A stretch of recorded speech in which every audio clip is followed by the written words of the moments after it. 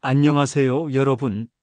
저는 오늘 여러분께 매우 중요한 이야기를 들려드리려고 합니다. 바로 월급과 연금 사이의 소득 공백에 대한 현실적인 해결책입니다. 잠시 숨을 고르고 생각해 보시기 바랍니다.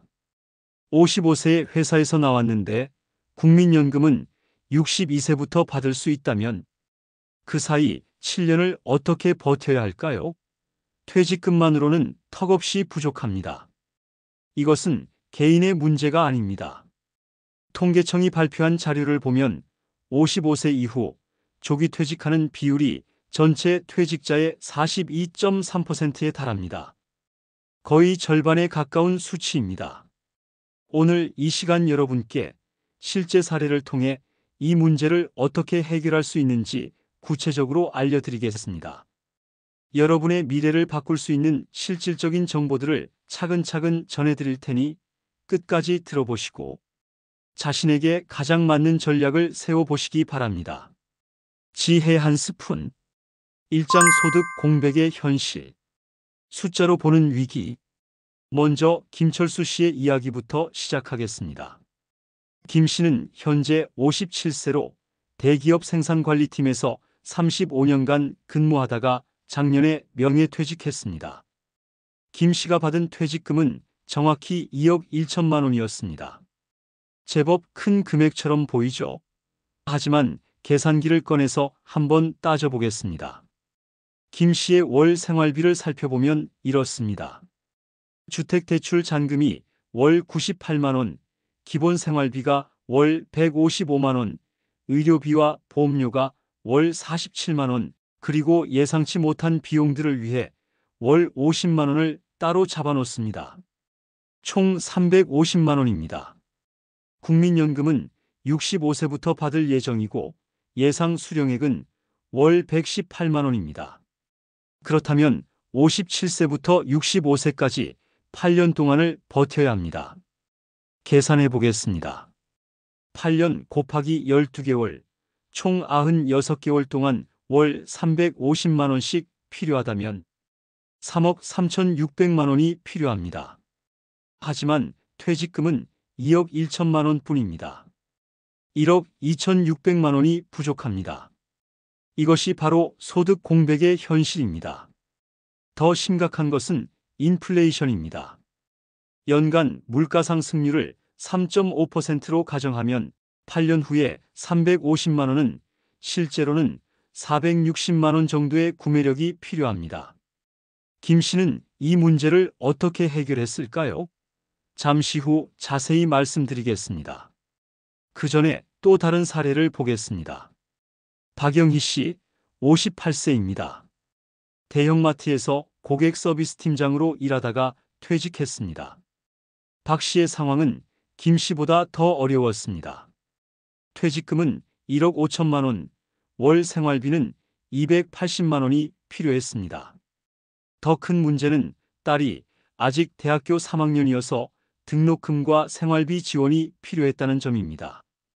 매 학기마다 800만 원씩 추가로 들어갔습니다. 박 씨는 말했습니다. 처음에는 정말 막막했어요. 퇴직금만으로는 2년도 버티기 어려워 보였거든요. 그런데 주변에서 이제 푹 쉬어라라고 하니까 더 답답했습니다. 이런 상황에서 박 씨는 어떤 선택을 했을까요? 이장 성공 사례, 일 전문성을 활용한 컨설팅 수입. 김철수 씨의 해결책부터 말씀드리겠습니다. 김 씨는 35년간 생산관리 업무를 했던 경험을 활용했습니다. 퇴직 3개월 후 김 씨는 중소기업을 대상으로 한 생산 공정 개선 컨설팅을 시작했습니다. 처음에는 반신반의했다고 합니다. 정말 내가 할 수 있을까 싶었어요. 그런데 첫 번째 고객사에서 생산 라인 효율을 15% 개선했더니 입소문이 났습니다. 김 씨의 컨설팅 요금은 이렇습니다. 초기 진단 및 분석에 300만 원, 개선안 도출 및 적용에 500만 원, 3개월 후속 관리에 200만 원, 한 업체당 총 1천만 원의 수입이 생겼습니다. 첫 해에는 4개 업체를 담당해서 4천만 원의 수입을 올렸습니다. 두 번째 해에는 소문이 나면서 7개 업체를 담당했고 7천만 원을 벌었습니다. 여기서 중요한 포인트가 있습니다. 김 씨는 혼자 하지 않았습니다. 비슷한 처지의 동료 퇴직자 2명과 팀을 이뤘습니다. 한 명은 품질관리 전문가, 다른 한 명은 설비관리 전문가였습니다. 팀으로 일하니까 더 큰 프로젝트도 맡을 수 있게 되었습니다. 작년에는 한 중견기업의 공장 전체 혁신 프로젝트를 맡아서 팀 전체가 2억 원의 수입을 올렸습니다. 김 씨 몫으로는 7천만 원이었습니다. 김 씨는 현재 연간 5천만 원에서 8천만 원 사이의 수입을 안정적으로 얻고 있습니다. 월로 환산하면 400만 원에서 670만 원 정도입니다. 생활비 350만 원을 충분히 커버하고도 남습니다. 그런데 여기서 김 씨가 한 가지 더 똑똑한 선택이 있었습니다. 컨설팅으로 번 돈을 모두 생활비로 쓰지 않았습니다. 월 350만 원은 생활비로 쓰고 나머지는 모두 투자했습니다. 저위험 예금 상품의 60%, 배당 주식의 30%, 리츠의 10%를 배분했습니다.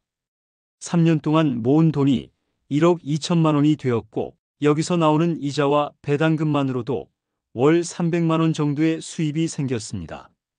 김 씨는 말합니다. 이제는 컨설팅을 하지 않아도 기본 생활은 가능해졌어요. 65세 되면 연금까지 받으니까 오히려 퇴직 전보다 여유로울 것 같습니다. 3장 성공 사례, 이점진적 소득 감소 전략. 이제 박영희 씨의 이야기를 들어보겠습니다. 박 씨는 다른 접근법을 택했습니다. 바로 점진적 소득 감소 전략입니다. 박 씨는 퇴직 후 즉시 완전한 무직 상태가 되지 않았습니다. 대신 소득을 단계적으로 줄여나가는 계획을 세웠습니다. 1단계, 퇴직 후 1년 차에는 프리랜서로 매장관리 컨설팅을 했습니다. 기존에 근무했던 대형마트 경험을 살려서 중소형 마트들의 운영 개선을 도왔습니다. 월 평균 180만 원의 수입이 있었습니다. 박 씨는 당시를 이렇게 회상합니다. 처음에는 이 정도로 되나 싶었는데 매장 레이아웃을 바꾸고 직원 교육을 해주니까 매출이 20에서 30% 늘어났어요. 사장님들이 만족해 하시더라고요. 2단계, 2년에서 3년 차에는 파트타임으로 매장 관리 일을 했습니다. 주 3일 하루 6시간씩 일하면서 월 120만 원을 받았습니다. 풀타임보다는 여유롭고 완전 무직보다는 안정적이었습니다. 3단계, 4년 차부터는 아예 새로운 도전을 했습니다. 편의점 창업이었습니다. 사실 처음에는 무서웠어요. 하지만 3년 동안 매장 관리를 하면서 편의점 운영의 노하우를 많이 배웠거든요. 어떤 상품이 잘 팔리는지, 어떤 시간대에 손님이 많은지, 어떻게 재고 관리를 해야 하는지 모두 알게 되었어요. 박 씨는 가맹비와 초기 인테리어비 등으로 4천만 원을 투자했습니다. 퇴직금의 약 3분의 1 정도였습니다. 편의점은 생각보다 성공적이었습니다. 학교와 주택단지 사이에 위치해서 학생들과 주민들이 꾸준히 이용했습니다. 월 매출 6천만 원의 순이익은 200만 원 정도 나왔습니다. 박 씨는 현재 편의점을 운영한 지 4년째입니다. 딸의 대학 등록금 문제도 해결했고 현재는 월 220만 원 정도의 수입이 안정적으로 들어오고 있습니다. 지금 생각해보면 퇴직 직후에 편의점을 바로 시작했다면 실패했을 거예요. 3년 동안 매장 경험을 쌓은 것이 가장 큰 자산이 되었습니다. 박 씨의 전략에서 배울 점은 명확합니다. 한 번에 큰 변화를 주지 않고 점진적으로 적응해 나간 것입니다. 그리고 각 단계에서 배운 것들이 다음 단계의 자산이 되도록 계획한 점입니다. 사장 성공 사례 3. 기술 습득을 통한 새로운 분야 진출. 세 번째 사례는 정미경 씨 54세의 이야기입니다. 정 씨는 은행에서 30년간 근무하다가 퇴직했습니다. 특이한 점은 퇴직 1년 전부터 미리 준비를 시작했다는 것입니다. 정 씨는 퇴직 전부터 온라인 쇼핑몰 운영 기술을 배우기 시작했습니다. 왜 이 분야를 선택했을까요? 은행에서 일하면서 개인 사업자 고객들을 많이 만났어요. 그런데 요즘은 모두 온라인으로 장사를 해야 한다고 하더라고요. 그런데 나이 드신 분들은 컴퓨터를 잘 못하시니까 어려워하시는 걸 많이 봤습니다. 정 씨는 야간 컴퓨터 학원에서 6개월 동안 기본기를 배웠습니다. 포토샵, 동영상 편집, 쇼핑몰 관리 등을 차근차근 익혔습니다. 퇴직 직후 정 씨는 작은 의류 사업을 시작했습니다. 동대문에서 여성 의류를 도매로 구입해서 네이버 스마트 스토어와 쿠팡에서 판매하는 사업이었습니다. 초기 투자금은 3천만 원이었습니다. 재고용 의류 구입에 2천만 원, 포장재와 사무용품에 500만 원, 광고비와 운영비에 500만 원을 배정했습니다. 첫 달 매출은 고작 150만 원이었습니다. 포장하고 배송하느라 하루 종일 바빴는데 수익은 30만 원 정도밖에 안 나왔습니다. 처음에는 정말 후회했어요. 이걸 왜 시작했나 싶더라고요. 그런데 포기하기에는 이미 투자한 돈이 아까웠어요. 정 씨는 포기하지 않았습니다. 대신 철저하게 분석했습니다. 어떤 상품이 잘 팔리는지, 어떤 키워드로 검색하는지, 경쟁업체는 어떻게 하는지 매일 밤늦게까지 연구했습니다. 3개월째부터 변화가 생겼습니다. 매출이 300만 원으로 늘었고 순이익도 70만 원이 되었습니다. 6개월째에는 매출 500만 원에 순이익 120만 원을 달성했습니다. 현재 3년째인 지금 정 씨의 월 평균 매출은 800만 원, 순이익은 200만 원 정도입니다. 더 중요한 것은 노하우가 쌓이면서 일하는 시간이 줄어들었다는 점입니다. 처음에는 하루 12시간씩 일했는데 지금은 6시간 정도만 일해요. 시스템이 자동화되고 단골 고객들이 생기니까 훨씬 수월해졌습니다. 정 씨가 성공할 수 있었던 비결은 무엇일까요? 첫째, 퇴직 전부터 미리 준비했다는 점입니다. 둘째, 작게 시작해서 점진적으로 규모를 키웠다는 점입니다. 셋째, 실패를 두려워하지 않고 지속적으로 개선했다는 점입니다. 정 씨는 이제 온라인 쇼핑몰 창업 강의도 하고 있습니다. 같은 처지의 시니어들을 대상으로 한 달에 2에서 3회 강의를 하면서 추가로 월 50만 원 정도의 수입을 올리고 있습니다. 5장 부동산을 활용한 임대 수익 전략. 네 번째 사례는 강순자 씨 58세의 이야기입니다.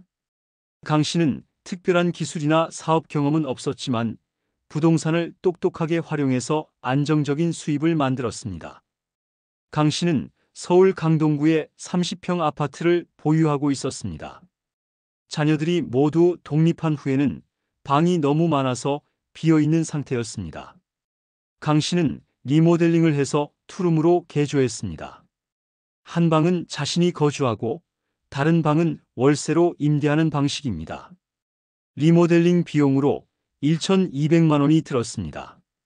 방음공사, 별도 출입구 설치, 화장실과 간이, 주방 설치 등의 비용이었습니다. 월세는 보증금 1천만 원에 월 75만 원으로 책정했습니다. 관리비는 임차인이 별도로 부담하도록 했습니다. 처음에는 낯선 사람과 한 집에 살아야 한다는 게 불편할까봐 걱정했어요. 그런데 막상 해보니까 괜찮더라고요. 젊은 직장인이 들어와서 조용하고 깔끔하게 생활해요. 강 씨는 월 75만 원의 임대 수익과 함께 관리비 절약 효과도 얻었습니다. 기존에 혼자 부담하던 관리비 15만 원 중 절반인 7만 5천 원을 절약할 수 있게 되었습니다. 실질적으로는 월 82만 5천 원의 수입 효과를 얻은 셈입니다. 여기서 끝이 아니었습니다. 강 씨는 1년 후에 더 큰 결정을 했습니다. 아파트를 아예 전세로 내놓고 자신은 더 작은 원룸으로 이사하는 것이었습니다. 30평 아파트 전세금은 4억 원이었고 강 씨가 이사한 원룸 전세금은 1억 5천만 원이었습니다. 차액 2억 5천만 원이 생겼습니다. 이 돈으로 강 씨는 또 다른 투자를 했습니다. 같은 지역에 있는 다세대 주택 반지하 방 2개를 각각 1억 원씩 매입했습니다. 나머지 5천만 원은 리모델링 비용으로 썼습니다. 현재 강 씨의 임대 수익은 이렇습니다. 다세대 주택 2개 방에서 월 각각 45만 원씩 총 90만 원의 월세 수익이 있습니다. 원룸 거주 비용 월 20만 원을 제하면 실질 수익은 월 70만 원입니다. 여기에 4억 원 전세금을 은행에 예치해서 나오는 이자, 수입이 월 80만 원 정도 있습니다. 합치면 월 150만 원의 수익입니다. 강 씨는 말합니다. 특별한 재능이 없어도 가진 것을 잘 활용하면 충분히 생활할 수 있다는 걸 알았어요. 월 150만 원이면 기본 생활에는 전혀 부족함이 없습니다. 6장 실패 사례에서 배우는 교훈. 성공 사례만큼 중요한 것이 실패 사례입니다. 실패 사례를 통해 어떤 실수를 피해야 하는지 알아보겠습니다. 첫 번째 실패 사례는 김영호 씨, 55세입니다. 김 씨는 건설회사에서 30년간 근무하다가 퇴직금 1억 5천만 원을 받았습니다. 그리고 이 돈을 모두 치킨집 창업에 투자했습니다. 김 씨가 선택한 치킨집은 가맹비만 3천만 원, 인테리어와 장비비로 8천만 원, 초기 운영비로 4천만 원이 들었습니다. 퇴직금을 모두 투자한 셈입니다. 처음 3개월은 괜찮았습니다. 새로 오픈한 집이라서 호기심으로 찾아오는 손님들이 있었습니다. 하지만 4개월째부터 문제가 생겼습니다. 같은 골목에 다른 치킨집이 새로 생겼습니다. 더 큰 문제는 코로나19 여파로 배달 주문이 급격히 늘면서 배달료 경쟁이 치열해진 것이었습니다. 김 씨는 당시를 이렇게 회상합니다. 하루 매출이 30만 원도 안 나오는 날이 많았어요. 임대료와 인건비만으로도 하루에 15만 원씩 나가니까 적자였습니다. 김 씨는 6개월을 버텨보려고 했지만 결국 문을 닫을 수밖에 없었습니다. 가게를 정리하면서 되찾은 돈은 고작 4천만 원이었습니다. 퇴직금의 70%를 잃은 셈입니다. 김 씨의 실패 원인은 명확합니다. 첫째, 시장 조사를 제대로 하지 않았습니다. 상권 분석, 경쟁업체 현황, 유동인구 패턴 등을 충분히 파악하지 못했습니다. 둘째, 초기 투자비를 너무 과도하게 잡았습니다. 퇴직금의 100%를 한 사업에 올인한 것은 너무 위험했습니다.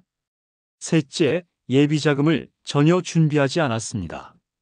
사업은 처음 계획대로 되지 않는 경우가 많은데 추가 투자할 여력이 전혀 없었습니다. 두 번째 실패 사례는 이상철 씨, 57세입니다. 이 씨는 동네에 카페가 하나밖에 없다는 이유만으로 카페를 창업했습니다. 경쟁이 없으니까 성공할 수 있을 거라고 생각했어요. 그런데 왜 경쟁업체가 없는지는 생각해보지 않았습니다. 이 씨가 선택한 곳은 주택가 한복판이었습니다. 유동인구가 많지 않고 대부분 주민들은 집에서 커피를 마시거나 멀리 나가서 카페를 이용했습니다. 카페는 3개월 만에 하루 매출 10만 원대로 떨어졌습니다. 임대료 월 150만 원, 인건비와 재료비를 합치면 적자가 월 200만 원씩 났습니다. 이 씨는 8개월 만에 카페를 정리했습니다. 초기 투자금 8천만 원 중에서 절반인 4천만 원을 잃었습니다. 이 씨의 실패에서 배울 점은 입지 선정의 중요성입니다. 아무리 좋은 아이템이라도 잘못된 장소에서는 성공하기 어렵습니다. 7장 국가지원제도 완전 활용 가이드. 많은 분들이 모르고 계시는 국가지원제도들이 있습니다. 이런 제도들을 잘 활용하면 소득 공백 기간을 훨씬 수월하게 보낼 수 있습니다. 첫 번째는 고용보험 실업급여입니다. 퇴직자도 조건에 맞으면 받을 수 있습니다. 실업급여 수급 조건을 정확히 말씀드리겠습니다. 퇴직 전 18개월 중 180일 이상 고용보험에 가입되어 있어야 하고 재취업 의지가 있어서 구직 활동을 해야 하며 자발적 퇴직이 아니어야 합니다. 명예퇴직의 경우에는 받을 수 있습니다. 57세 이상의 경우 최대 270일까지 받을 수 있습니다. 9개월간 받을 수 있다는 뜻입니다. 금액은 퇴직 전 평균 임금의 60%이며 하한선은 최저임금의 80%, 상한선은 6만 6천 원입니다.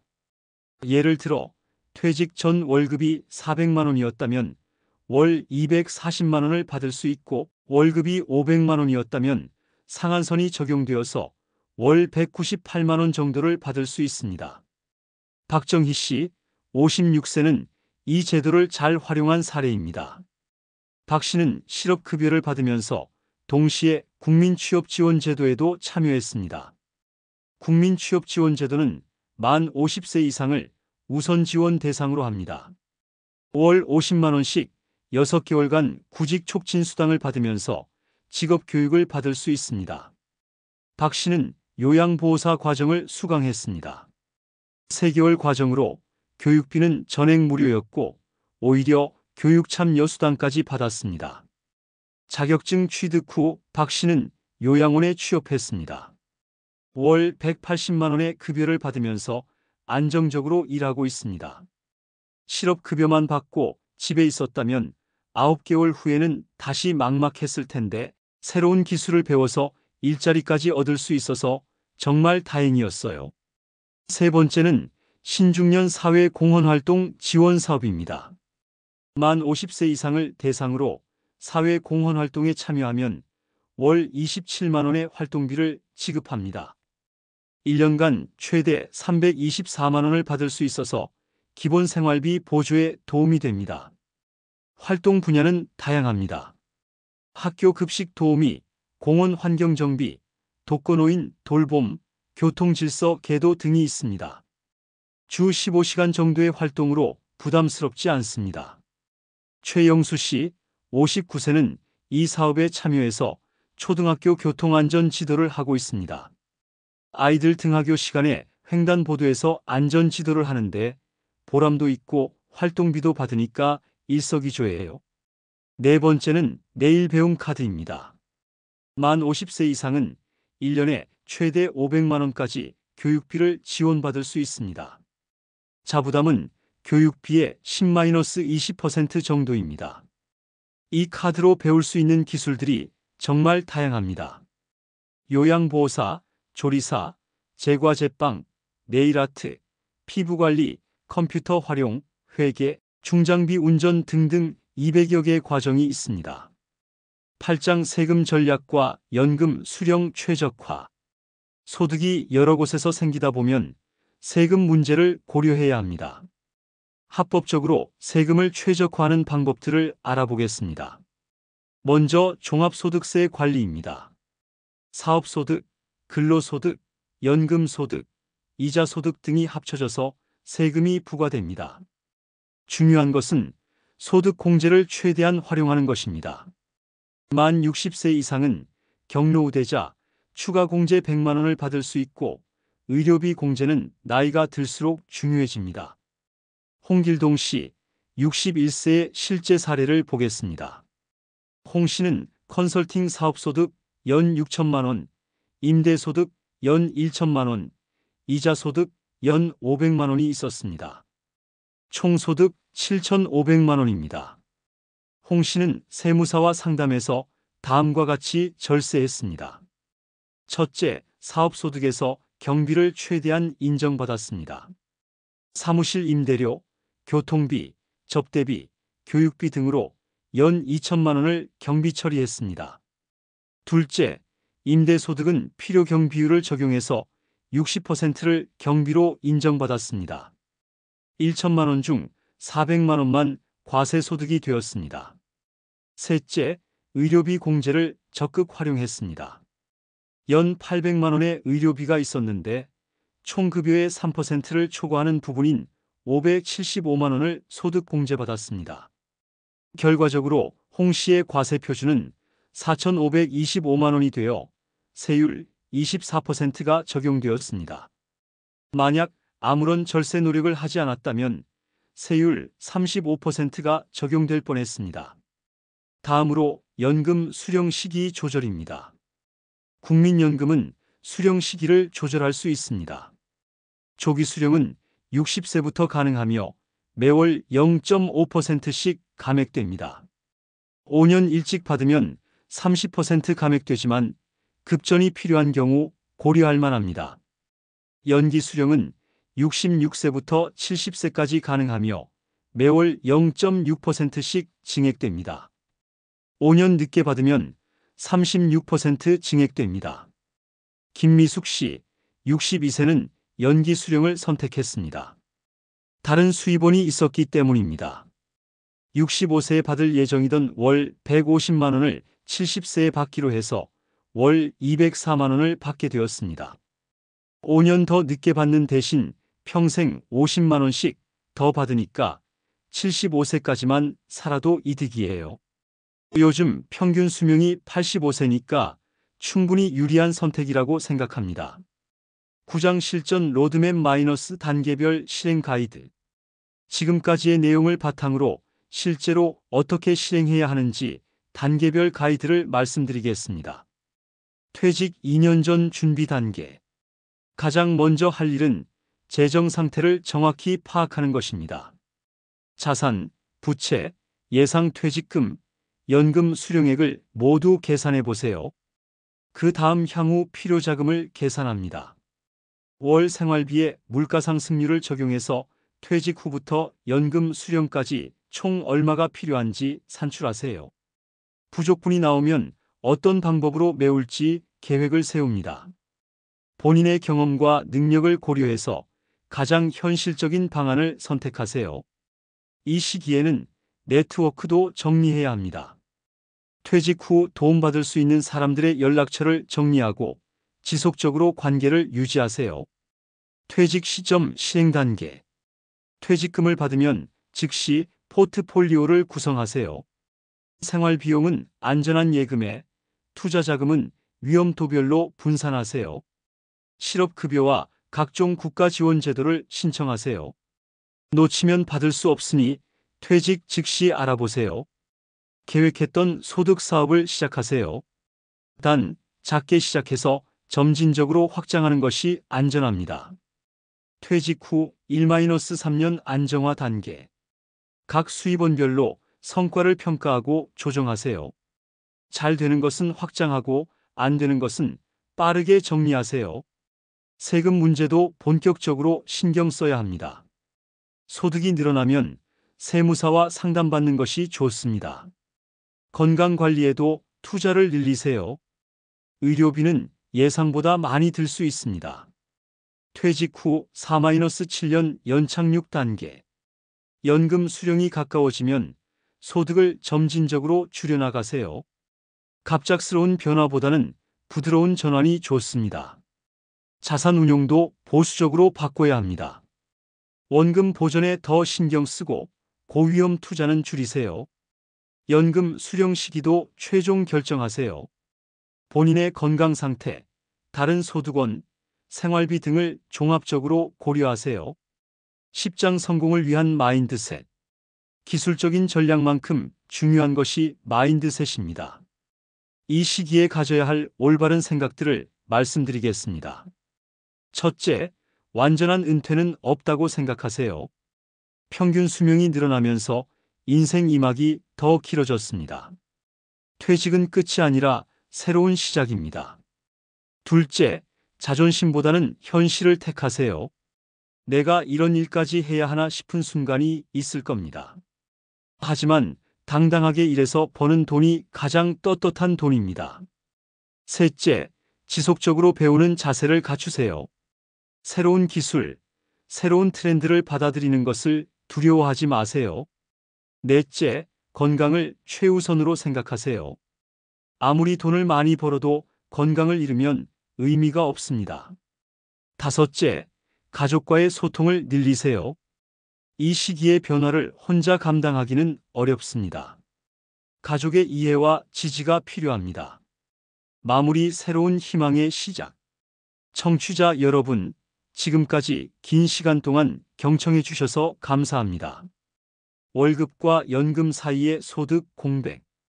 이것은 선택이 아니라 대부분의 시니어가 겪어야 할 현실입니다. 하지만 오늘 말씀드린 것처럼 충분히 극복할 수 있는 문제이기도 합니다. 오늘의 핵심 메시지를 다시 한번 정리해 드리겠습니다. 첫째, 미리 준비하세요. 퇴직 2년 전부터 계획을 세우고 실행에 옮기세요. 둘째, 작게 시작하세요. 한 번의 큰 투자보다는 점진적 확장이 안전합니다. 셋째, 다각화하세요. 한 가지 수입원에 의존하지 말고 여러 방법을 동시에 활용하세요. 넷째, 국가 지원을 활용하세요. 모르고 놓치는 혜택들이 생각보다 많습니다. 다섯째, 전략적으로 접근하세요. 세금과 연금 수령 시기를 잘 조절하면 큰 차이가 납니다. 가장 중요한 것은 포기하지 않는 것입니다. 월급은 끝났지만 여러분의 경험과 지혜는 여전히 가치 있는 자산입니다. 이것을 잘 활용하면 연금 수령 시점까지 충분히 버틸 수 있고 더 나아가 제2의 인생을 더욱 풍요롭게 만들 수 있습니다. 오늘 이 내용을 듣고 계시는 분 중에는 아직 퇴직 전인 분들도 계시고 이미 퇴직하신 분들도 계실 겁니다. 어느 시점에 있든 늦지 않았습니다. 지금부터라도 계획을 세우고 실행에 옮기시기 바랍니다.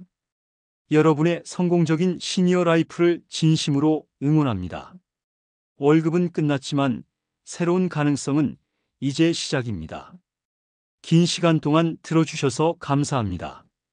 구독과 좋아요 부탁드립니다.